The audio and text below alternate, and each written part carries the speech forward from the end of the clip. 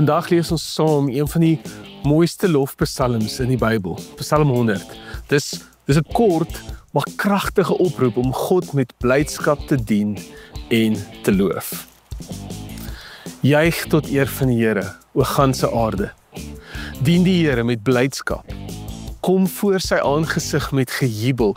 Erken dat die Here God is. Hy het ons gemaak en ons is syne, sy volk en die skape van sy weide. Gaan sy poorte binne met lof, sy voorhowe met lofsange. Loof hom, prys sy naam, want die Here is goed en sy goedertierenheid is tot in ewigheid en sy trou van geslag tot geslag. Hier is 3 kort gedagtes uit hierdie psalm. Eerstens, hierdie psalm is nie net vir Israel nie, dis vir die hele aarde. Juig tot eer van die Here, o ganse aarde.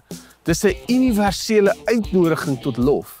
Tweedens, ons loof hom nie net vir wat hy doen nie, maar vir wie hy is. Vers 5 sê die Here is goed. Sy goedertierenheid is tot in ewigheid en sy trou van geslag tot geslag. Hy is goed altyd en vir altyd. En derdens, vers 3 sê, hy het ons gemaak en ons is syne. Jy is nie jou eie nie. Jy behoort aan God. En hy sorg vir jou soos 'n herder vir sy skape. Dis iets om met blydskap te vier. So as jy vandag dalk moeg of afvoel, onthou Psalm 100. Kom met lof in sy teenwoordigheid. Nie omdat alles in jou lewe perfek is nie, maar omdat hy waardig is, goed, getrou en vol liefde. As jy vandag blydskap wil beleef, begin deur God te loof.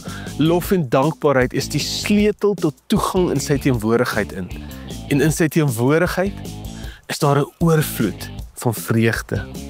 Die Here seën jou.